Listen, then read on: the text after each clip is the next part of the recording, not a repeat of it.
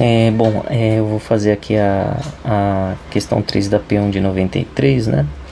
E o enunciado do problema diz que tem duas barras que estão sob efeito de temperatura, e entre elas tem esse espacinho aqui, né? Ele pede para saber qual é a tensão final em P, que é o P, no caso, é esse daqui. O deslocamento de P, né? No caso, o P e o VP, e os gráficos, esses gráficos aqui, né? Bom, esse problema aqui, dependendo da forma como você resolver, vai demorar muito para ser feito, porque ele tem muito dado, muita conta, é fácil de se perder no que está sendo feito, né? Muitas vezes a gente, em uma primeira olhada assim, já pensa em tentar igualar, né? Encontrar o ΔT em que essas barras se encontram, e a partir daí começa a fazer as contas e etc. Se você tentar fazer dessa forma, vai conseguir chegar no resultado, mas vai ficar tipo muito demorado, né, para poder fazer. Então, eu sugiro o seguinte: primeiro vamos iniciar como a gente sempre inicia, né, ou pelo menos como eu gosto de iniciar, que é calculando as equações de equilíbrio. Só que nota, as equações de equilíbrio que eu vou calcular aqui embaixo, elas são quando essa estrutura, as duas barras se encontram, né? Ou seja, quando a estrutura ela fica hiperestática, né? Beleza, então eu vou colocar aqui, eu não sei se eu cheguei a comentar, mas o que faz elas se encontrar é justamente esse ΔT pelos quais as duas bases estão submetidas, né? Beleza, então do equilíbrio, a partir do ponto que elas se encontram, vou até colocar aqui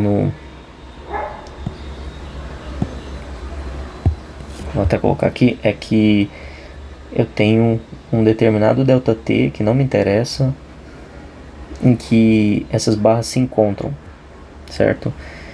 Por equilíbrio, eu sei que o N1, ou seja, a força que a barra 1 faz em N2 tem que ser igual a N2, né? Igual a N2, que eu vou chamar só de N, para poder facilitar as contas, né? Enfim, agora que começa realmente a resolução do problema, a gente vai partir para a parte de compatibilidade. Aliás, compatibilidade não, a gente vai fazer uma análise antes, para poder entender como que a gente vai abordar a resolução desse problema. A estrutura ela começa assim, certo? Começa com esse espacinho aqui, e depois de um determinado ΔT, depois de um tempo, né, que essas bases estão submetidas a esse ΔT, na verdade não é nem tempo, depois de um ΔT, né, porque o que interessa aqui pra gente é saber qual a diferença de temperatura que essas bases estão submetidas. Então assim, depois que passou um determinado ΔT, essa folga ela vai deixar de existir em algum ponto específico, não me interessa esse ponto, mas o que eu sei é o seguinte, que na condição final, uma das barras vai no saldo, vai parar em... Eu vou colocar só um ponto que seria o ponto, vou chutar um ponto que seria o ponto final, é até melhor fazer assim, para ficar claro. Então o que acontece é o seguinte, o que eu estou dizendo com esse desenho é que essa barra, eu escrevi até de outra cor, que essa barra de área maior, ela alongou até aqui, e essa barra de área menor, ela diminuiu, né? Ela encurtou. Então, o que eu sei é o seguinte, que o deslocamento da barra de área menor é esse, essa barra de área menor, no caso é o ΔL2, né? O ΔL2 é esse. E o ΔL1, que é o deslocamento da barra de área maior, é esse daqui, né? O ponto final das duas é o mesmo. Então tudo isso daqui é o ΔL1. Então perceba o seguinte, se eu pego esse ΔL1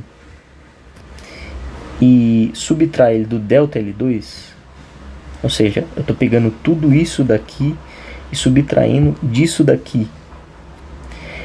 Eu chego no espacinho que eu tinha no começo, né? Esse espacinho que é o deltinha, né?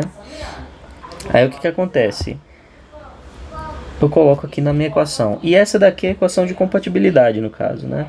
Eu vou colocar ela aqui, um quadradinho aqui nela, para poder facilitar aqui, né?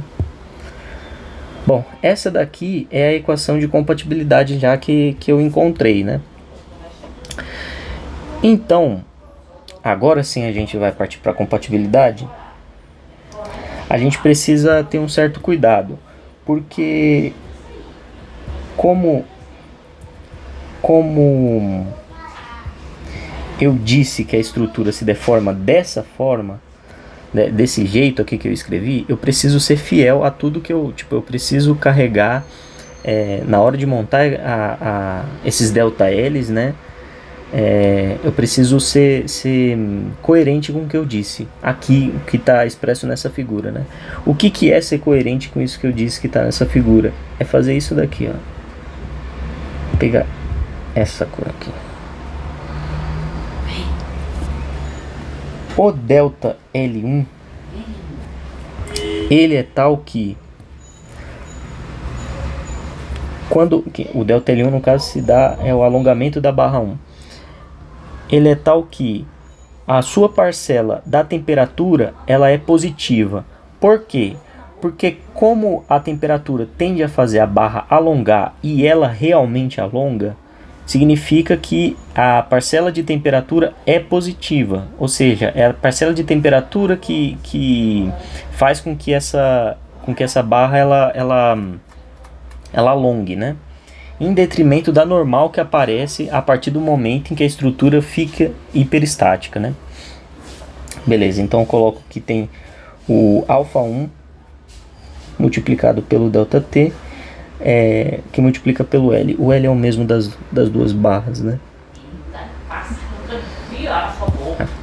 Aqui, ó. Aqui, certo. Menos certo, voltando aqui, o que acontece? Em relação a quando eu estou fazendo a análise do delta L1, em relação à normal, que ela é uma normal de compressão, né? Eu sei o seguinte, que a normal de compressão tende a fazer com que uma barra ela encurte. Só que a barra 1, ela está alongando, ou seja, a normal de compressão ela vai ser negativa, certo? Ou seja, é N multiplicado pelo comprimento da barra, dividido pelo produto de E1 por A1, né? Com delta L2 eu também preciso ser coerente com a figura que eu escrevi aqui em cima. Então eu sei o seguinte, que essa barra ela encurta, ou seja, quando ela está na condição hiperestática, toda essa análise que eu estou fazendo é o seguinte, eu estou considerando a partir da condição hiperestática, porque é a partir da condição hiperestática que começa a ter normal, né? Então assim, eu tenho que essa barra ela encurta, e a normal é de compressão, tem a tendência de fazer com que a barra encurte. Portanto, a parcela da normal em ΔL2 é positiva. Eu vou colocar então que NL sobre E2A2 é positiva. E o oposto acontece em relação a temperatura, porque a temperatura ela tem a tendência de fazer com que a barra 2 ela se alongue, mas acontece que a barra 2 ela encurta, né? Por esse motivo que essa parcela é negativa. Agora é só eu jogar essas duas aqui na equação de compatibilidade aqui em cima, né? Que a gente verificou, e fica o seguinte, que o ΔL1 fica como sendo alfa1 delta T L menos NL sobre E1 A1 menos o delta L2, que é isso daqui, que é o NL sobre 2A2 E2A2 menos alfa 2 delta T L, isso daqui é igual ao espacinho. Aqui a gente precisa isolar a normal, né? Dá para fazer o seguinte, vou pegar menos n, né?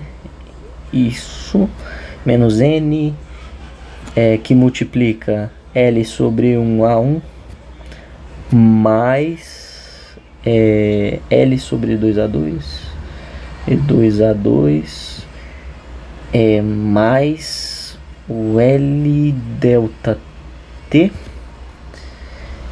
que multiplica o alfa 1 mais o alfa 2, os coeficientes, né? Isso daqui é igual ao espacinho que a gente tinha analisado. Aqui eu vou isolando o N, vai ficar assim, delta T L alfa 1 mais alfa 2 menos o espacinho sobre o L1 mais L e 2A2. Eu fiz o seguinte, eu multipliquei tudo por menos 1, passei isso daqui para o outro lado, né? Como eu multipliquei por menos 1 estava negativo, então foi para o outro lado positivo, e isso daqui eu dividi, passei dividindo para o outro lado, né? Aqui é só substituir os valores, né? O delta T, isso daqui, que eu não sei porque eu coloquei delta L, isso daqui é delta T. O delta T é 75 graus, eu vou copiar isso daqui mais pro lado, porque vai ficar muito grande, certo? 75, o L é 100, o alfa 1, se eu não me engano, é 23 vezes 10 a menos 6, o alfa 2 é 12 vezes 10 a menos 6, isso tudo aqui dividido por 100 sobre o produto de EI por AI. Deixa eu dar uma olhada. EI vale 7.000, AI vale 5, então dá 35.000. 35.000 mais 100 dividido por E2 sobre A2. O E2 ele vale 21.000 e o A2 vale 1, então fica 21.000. 21.000, né? Fazendo as contas disso daqui, vai dar o seguinte: 75 vezes 100 vezes 23 vezes 10 elevado a menos 6 mais 12 vezes 10 elevado a menos 6, que divide 100, 35.000 mais 100, 21.000. Isso daqui. Calma aí, deu uma conta errada aqui. Acho que eu comi bola em algum... Ah, tá. Esqueci de colocar esse espacinho aqui. O ruim dessas questões assim é que elas são... Pra você esquecer qualquer coisinha é muito fácil, né? Então fica menos 0,1. Isso daqui tudo dividido, né? Vamos lá. Tá.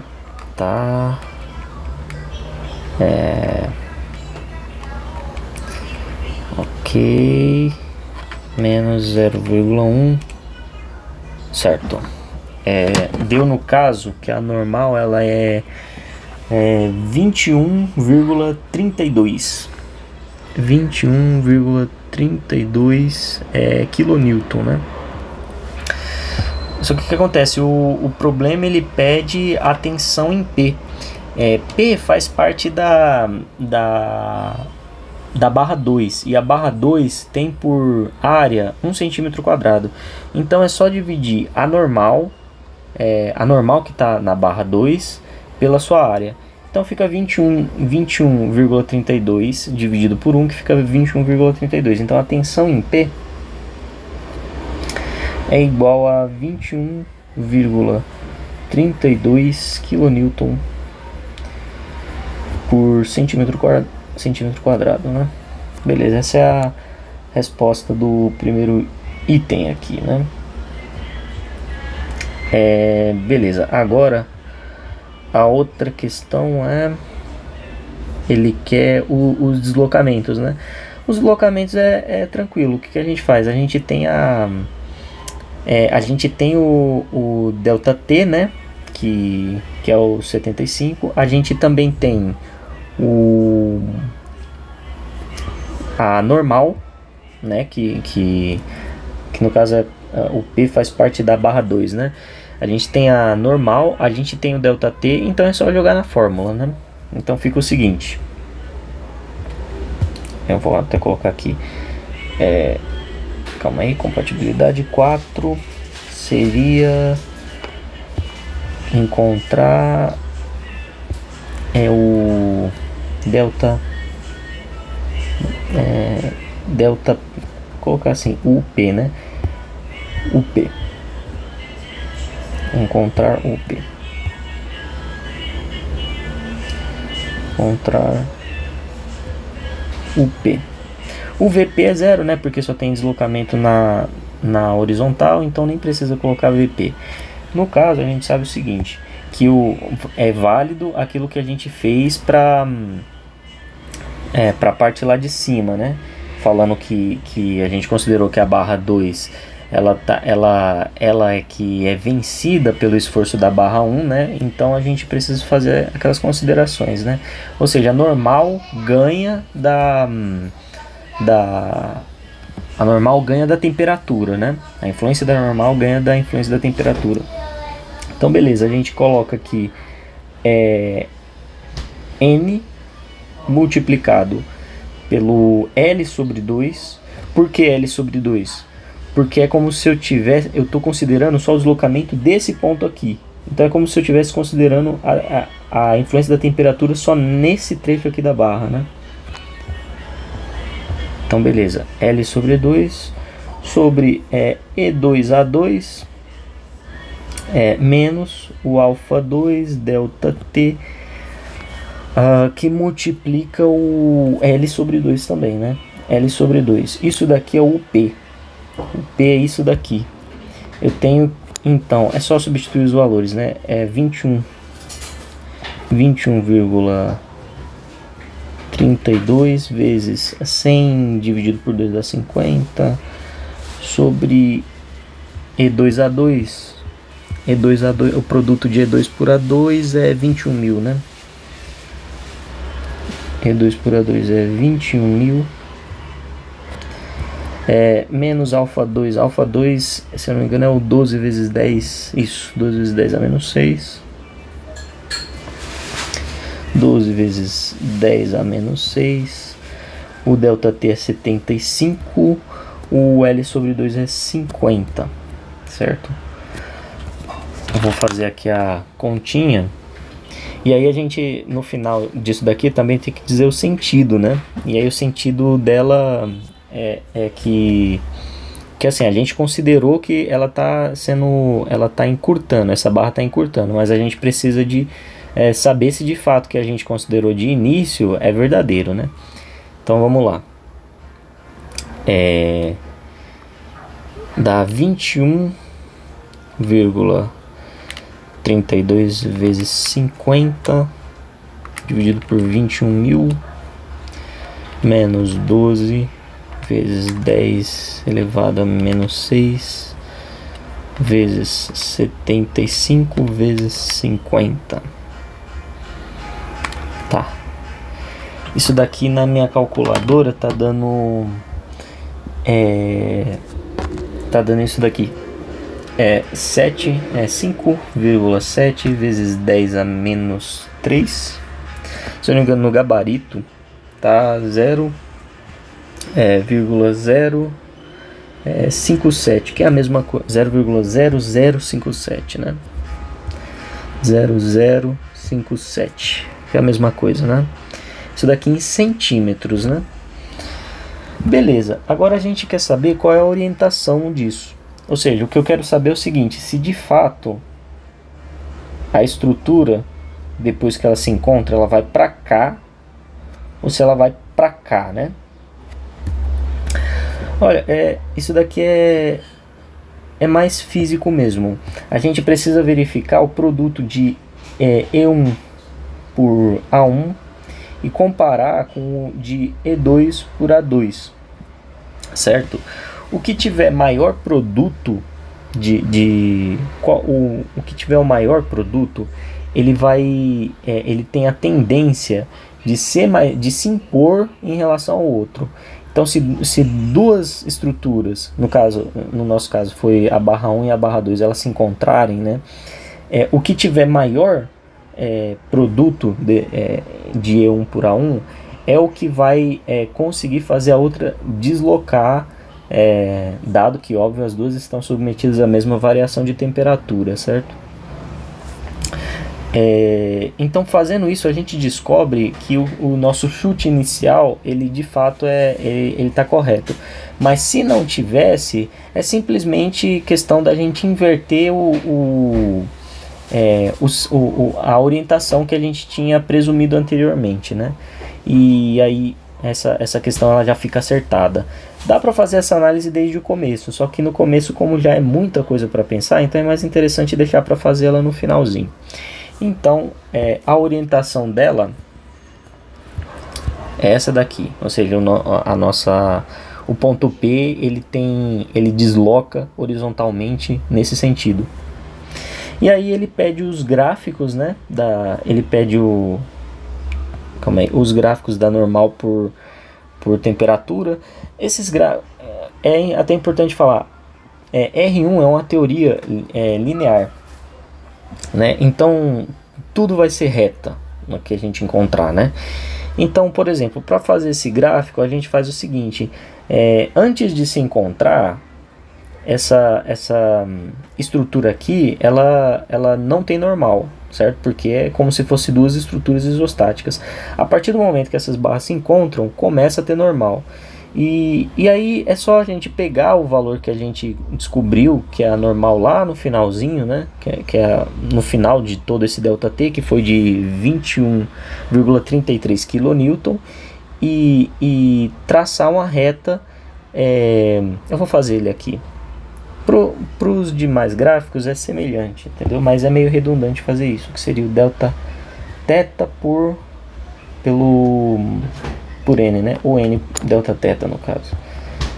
N delta θ. Eu acredito que inclusive se fizer o gráfico invertido, os professores não vão ter nenhum tipo de problema. Mas esse daqui é a normal e aqui é o delta t, né? Ou seja, até um certo ponto a normal é zero. A partir de um certo ponto ela cresce linearmente, né?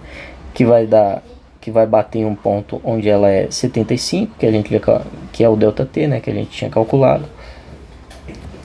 E esse ponto de 75 ele vai ser exatamente aquele de 21,32 kN, né?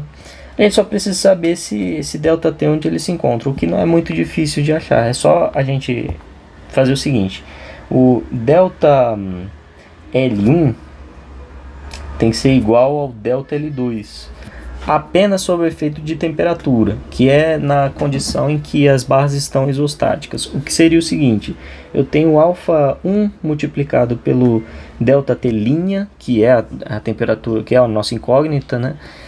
Que multiplica o L, que é o comprimento da barra, é igual a mesma coisa, esse ΔT2 aqui, que multiplica esse ΔT' também, e cadê aqui? Aliás, eu fiz uma besteirinha aqui, eu esqueci que aquela a gente utiliza aquela equação que a gente estava utilizando até agora, né, que é o ΔL1 menos o ΔL2 que a gente viu lá em cima, né, é igual esse alfinha, né, E no caso, aqui a gente considera, a gente coloca como incógnita o ΔT. Agora sim vai dar certo.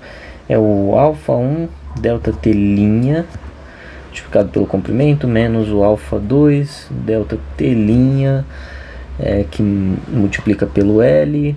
Isso daqui dá o alfinha. Eu isolo o ΔT', né? E aí vai ficar um negócio assim: α2 que multiplica L, menos, aliás, α1 que multiplica L menos